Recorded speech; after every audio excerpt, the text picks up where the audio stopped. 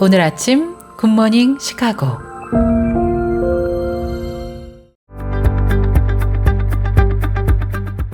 청취자 여러분 안녕하세요. 2월 7일 금요일 굿모닝 시카고 데일리 뉴스 시작합니다.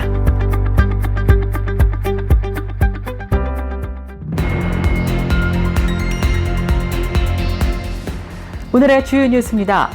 트럼프 정부가 서류 미비자 단속에 협조하지 않는 피난처 도시 시카고시와 지자체를 상대로 결국 소송을 제기했습니다. 법무부는 지난 6일 일리노이주와 시카고시 법률이 연방정부의 이민법 집행을 방해해 위헌이라고 주장해왔습니다. 한편 법무부가 마약 카르텔 단속에 가용 자원을 집중할 수 있도록 정책 우선순위를 조정해왔습니다. 법무부 장관은 취임 첫날 법무부 근본적인 변화가 필요하다면서 이 같은 내용을 지시했습니다. 독감이나 백일해와 같은 호흡기 질병이 다시 유행하고 있습니다. CDC는 이번 시즌 들어서 또다시 독감 환자가 급증하고 있다고 밝혔습니다. 그러면서 최소 41개 주에서 독감 감염 비율이 높다고 설명했습니다. 트럼프 대통령이 언급한 가자지구 해법에 대해 반발이 거세지고 있습니다. 미국이 가자지구를 미국의 땅으로 만들고 현재 가자지구에 살고 있는 팔레스타인 사람들을 주변의 다른 나라들 땅으로 이주시키겠다는 계획에 대해 세계 대부분의 국가들이 반대하고 있습니다. 삼성전자가 로스앤젤레스에서 발생한 대형 산불로 피해를 본 지역사회를 구호 및 복구 활동 지원을 위해 100만 달러 규모의 가전과 태블릿 PC 제품 등을 기부한다고 밝혔습니다.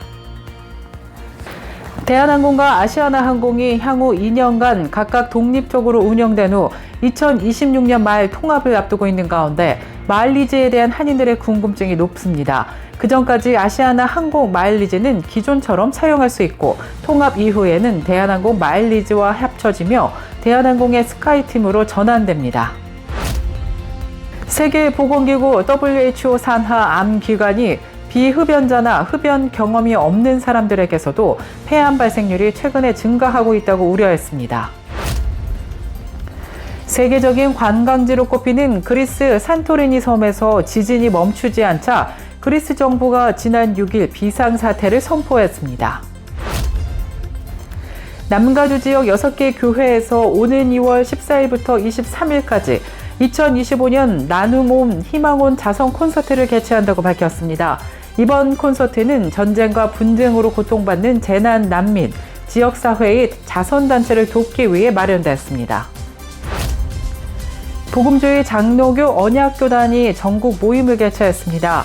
크리스천 포스트에 따르면 최근 텍사스주 댈러스 하일랜드 파크 장로교회에서 거하다라는 요한복음 15장 말씀을 주제로 예배와 교제 중심의 전국 모임을 진행했습니다. 조지아주에서 100여 마리의 개를 모아 불법 투견장을 운영한 50대 남성에게 징역 475년이 선고되면서 눈길을 모으고 있습니다. 현지 경찰은 보도자료를 통해 동물학대 혐의로 기소된 빈센트가 지난달 법정 최고형인 징역 475년을 선고받았다고 밝혔습니다. 이상 오늘의 주요 뉴스입니다. 첫 소식입니다. 트럼프 정부가 서류 미비자 단속에 협조하지 않는 피난처 도시 시카고시와 지자체를 상대로 결국 소송을 제기했습니다.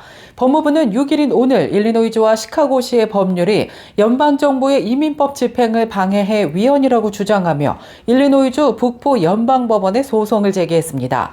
시카고 경찰국은 시카고 법에 따라 단속국의 이민 단속에 협조하지 않을 것이라고 밝힌 바 있으며 시카고 공립학교도 학생의 이민 신분을 묻지 않고 법원의 명령이 있거나 보호자의 동의가 있는 경우를 제외하고는 학생 기록을 단속국과 공유하지 않는다고 밝힌 바 있습니다. 이에 법무부는 주와 시, 카운티에서 제정한 여러 법이 연방정부의 연방이민법 집행을 방해하고 차별하기 위해 설계됐으며 실제로 그런 역할을 하고 있다면서 소송 이유를 밝혔습니다. 한편 법무부가 마약 카르텔 단속에 가용 자원을 집중할 수 있도록 정책 우선순위를 조정했습니다. 취임 첫날 법무부는 근본적인 변화가 필요하다면서 이같이 지시했습니다. 이에 따라 우크라이나 전쟁과 관련해 제재 명단에 오른 러시아 재벌의 해외 재산을 추적하고 압류하는 역할을 맡았던 태스크포스의 운영이 중단되고 소속 검사들은 마약 카르텔 단속 업무를 맡게 됩니다. 또 외국 정부에 대한 기업의 뇌물 사건을 추적하는 해외 부패 방지법 관련 태스크포스도 마약 카르텔의 뇌물 사건을 우선해서 담당할 예정입니다. 이 같은 지시는 트럼프 대통령의 의중을 반영한 것으로 풀이되고 있습니다. 트럼프 대통령은 선거 과정에서부터 불법 체류 외국인 문제와 함께 마약 문제에 대한 강력한 대처 필요성을 강조해 왔습니다.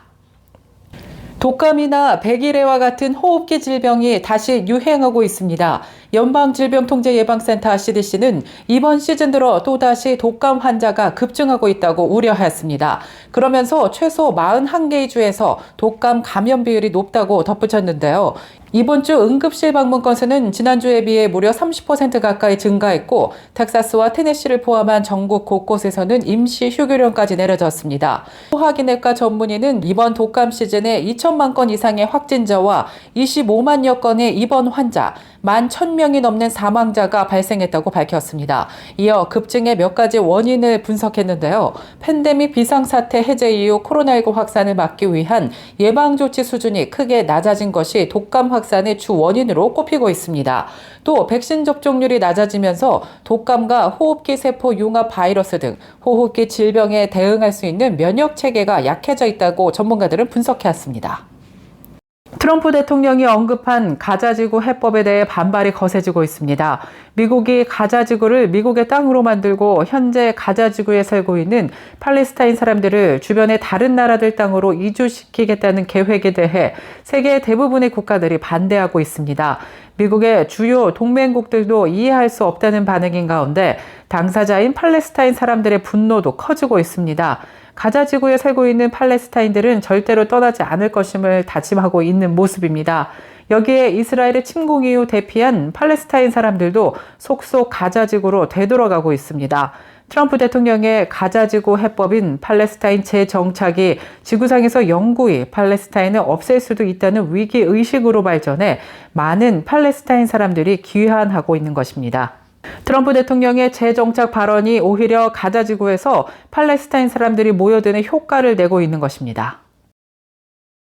삼성전자가 LA에서 발생한 대형 산불로 피해를 본 지역사회를 구호 및 복구 활동 지원을 위해 100만 달러 규모의 가전제품 등을 기부합니다. 지난 6일 삼성전자는 미국 법인과 삼성 반도체, 헤비타트 오브 그레이터 로스앤젤레스, 팀 루비콘, 로스앤젤레스 통합교육구 교육재단 등과 전략적인 파트너십을 통해 이 같은 지원에 나선다고 밝혔습니다. 삼성전자는 또 저소득층을 중심으로 가전제품을 제공하고 교육 중단 상황이 발생하지 않도록 학생과 교사들에게 PC와 태블릿 기기를 지원한다고 밝혔습니다. 또 현장 복구 작업을 진행 중인 자원봉사자들에게도 첨단 통신 장치도 제공할 계획입니다. 세계적인 관광지로 꼽히는 그리스 산토리니 섬에서 지진이 멈추지 않자 그리스 정부가 지난 6일 비상사태를 선포했습니다. 산토리니 섬에서는 지난달 말부터 거의 매일 지진이 발생하고 있습니다. 이번 지진 활동 중 가장 강력한 규모의 5.2의 지진도 기록됐습니다. 처음으로 규모 5.0을 넘는 지진이 발생해 산사태와 낙석 위험이 커지면서 그리스 정부가 비상사태를 결정했다고 밝혔는데요. AFP 통신에 따르면 규모 4.0 이상의 지진이 7차례 연속 발생하는 등 여진도 계속되고 있습니다. 전문가들은 지진 활동이 언제 끝날지 정확히 예측하지 못하고 있습니다. 이들은 현재 상황이 매우 이례적이라고 강조했습니다. 세계보건기구 산하 암기관이 비흡연자나 흡연 경험이 없는 사람들에게서 폐암 발생률이 최근에 증가하고 있다고 전하면서 담배를 피우지 않아도 대기 오염에 많이 노출되면 위험하다고 전했습니다. 랜신 호흡기 의학 저널에 발표된 국제암연구소 논문에 따르면 2022년 약 20만여 건의 서남 사례가 대기 오염 노출과 관련이 있었던 것으로 조사됐습니다. 전 세계적으로 폐암은 암 발병률과 사망률에서 여전히 주요 원인으로 남아 있습니다. 국제암연구소는 흡연 외에도 나무가 타는 연기나 요리를 할 때 발생하는 연기에 만성적으로 노출이 되면 폐암 발병률이 증가하기 때문에 주의해야 한다고 지적했습니다. 또 대기 오염에 노출되는 것도 위험하다는 것이 입증돼 마스크를 착용할 것을 권고했습니다.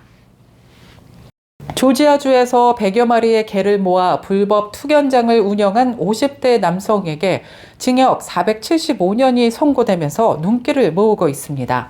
현지 경찰은 보도자료를 통해 동물학대 혐의로 기소된 빈센트가 지난달 법정 최고형인 징역 475년을 선고받았다고 밝혔습니다. 투견 93개 혐의에 동물학대 10개 혐의를 합쳐 형량을 높인 것인데요. 다만 피고인은 증거 불충분을 주장하며 재심을 청구한다고 밝혔습니다. 이번 사건의 수사는 한 아마존 배달 운전사가 투견장에 여러 마리의 개가 쇠줄에 묶여 있다고 경찰에 신고하면서 시작되었습니다. 검찰은 이번 판결로 동물학대, 특히 투견 관련 범죄를 묵인하지 않을 것이라는 분명한 메시지가 전달될 것이라고 말했습니다. 계속해서 교계 소식이 이어집니다. 남가주 지역 6개 교회에서 오는 14일부터 23일까지 2025년 희망 자선 콘서트를 개최합니다. 이번 콘서트는 LA 대형 산불 피해자와 전쟁, 분쟁으로 고통받는 재난 난민과 지역사회의 자선단체를 돕기 위해 마련되었습니다. 2020년 팬데믹으로 시작된 나눔원 프로젝트는 지난 5년간 약 95만 달러의 후원금을 모금하며 개인과 단체 그리고 세계 곳곳의 재난과 전쟁으로 고통받는 이웃들에게 희망을 전해왔습니다. 2025년에는 특별히 LA 산불 피해자들을 비롯해 미얀마, 팔레스타인, 우크라이나 난민들을 지원할 예정이며 지역사회에 소외된 이웃을 섬기는 자선단체와 다음 세대를 위한 동행과 상생 프로젝트에도 지원을 확대합니다. 복음주의 장로교 언약교단이 전국 모임을 개최했습니다. 크리스천 포스트에 따르면 복음주의 장로교 언약교단이 최근 달라스 하일랜드파크 장로교회에서 요한복음 15장 4절에서 5절 말씀을 주제로 예배와 교제 중심의 전국 모임을 진행했다고 밝혔습니다. 이 모임에는 1,300여 명의 목회자가 참석했습니다.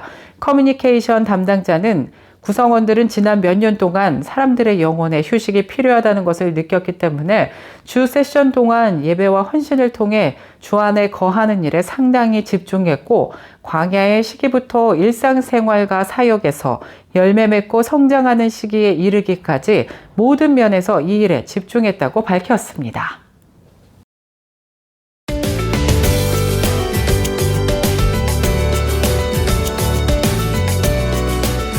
KCBS 날씨 정보입니다. 금요일인 오늘은 오전 중에는 구름 낀 흐린 날씨 보이다가 낮부터는 차차 개면서 맑은 날씨 이어지겠습니다. 기온은 어제와 비슷하겠는데요. 그러나 바람 조금 불면서 쌀쌀한 날씨 하루 종일 계속되겠습니다. 낮 최고 기온 31도, 밤 최저 기온 26도 예상됩니다. 날씨였습니다.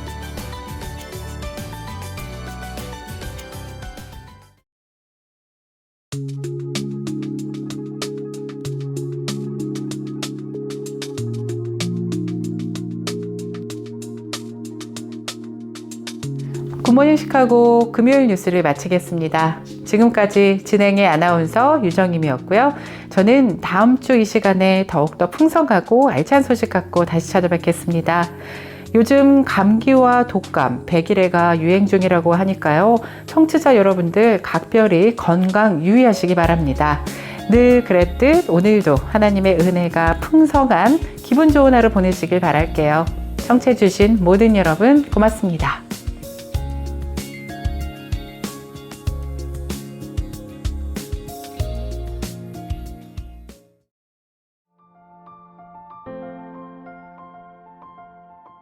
굿모닝 시카고 뉴스는 삶을 마무리하는 순간을 여러분과 함께합니다. 가장 저렴한 비용과 신뢰를 바탕으로 정성을 다하는 줄리심 장의사, 최신 학문과 기술 연마를 통해 최상의 치료로 보답하는 김강수 치과, 모든 보험을 원스톱으로 해결해드립니다. 한인사회를 위한 박상화 종합보험, 최고의 상품으로 소비자의 행복을 책임지는 영신건강 제공으로 함께합니다.